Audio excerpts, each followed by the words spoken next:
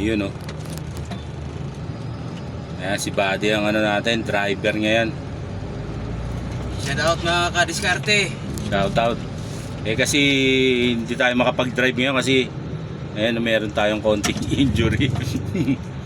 Pero kita nyo, okay dito kay PLI. Kahit na ayan, hindi tayo makapag ano, trabaho na maayos kasi may injury.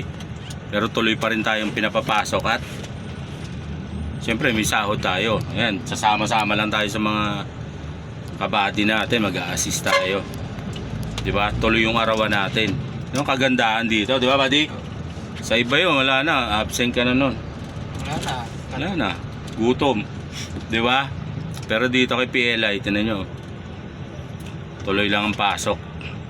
Siyempre, papasok ka para mabayaran ka, 'di ba? Oo. Tapos ayan, sama-sama tayo sa biyahe. Ayan. O yun nga pala, All goods. all goods, di ba? Tsaka nga pala yung ano ba to? May 19 na ngayon eh. Bukas May 20 may gaganapin na ano na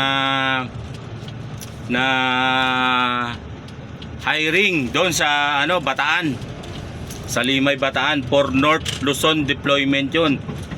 Kaya yung mga taga norte dyan, Pampanga, Bulacan, Bataan, Tarlac, Pangasinan, o malapit-lapit kayo dyan, di dyan na kayo mag-apply.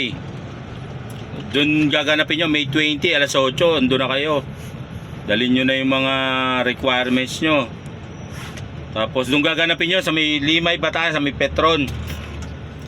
Sa tapat nun, yung hanapin nyo lang yung garahe ng PLI doon.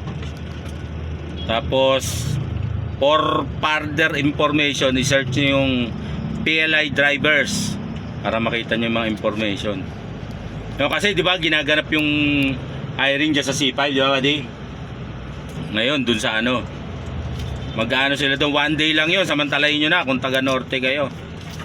Punta na, huwag na magpatumpik-tumpik, arat na. Shout out.